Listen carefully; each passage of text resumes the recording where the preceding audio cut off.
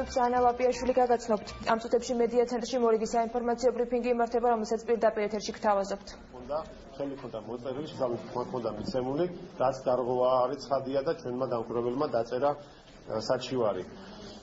მნიშვნელოვანია ასევე დარღვევებიდან ის, რომ არც თან დოკუმენტით მოხდა ნაძალადების მიასე სპეცუბანზე არჩევნებში მონაწილეობა კერძოდ ამომრჩეველმა 6 ამომრჩეველმა პირადობის მოწმობის ასლის საფუძველზე მიიღო არჩევნებში მონაწილეობა, რაც დარღვევა, იმიტომ რომ კანონმდებლობაში პირდაპირ არის მითითებული, რომ პასპორტი ან პირადობის მოწმობა და არა მათი ასლი არის აუცილებელი ხმის მისაცემად.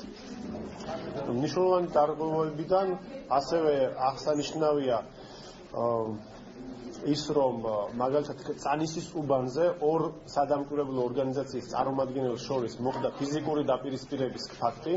ამას არ ქონია უშუალოდ კენჭისყრის შენობაში და უბნის გარეთ მოხდა, მაგრამ ეს მაინც მნიშვნელოვანი ფაქტია. ცხადია, ამაზე პასუხისმგებლობა კომისიას არ შეიძლება დაეკისროს, თუმცა ფიზიკური დაპირისპირების ფაქტი უნდა შესწავლილი იქნეს სამართალდამცავი ორგანოების მიერ, იმიტომ რომ შესაძლებელია ამ ფაქტში იყოს დანაშაულის ნიშნები.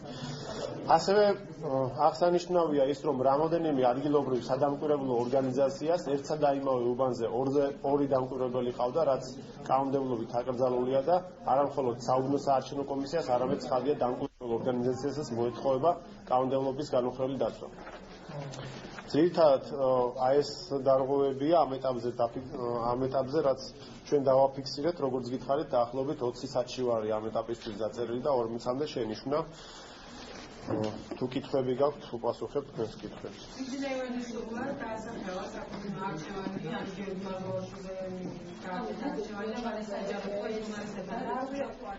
ეს იყო პირდაპირ ჩართვა მედია ცენტრიდან.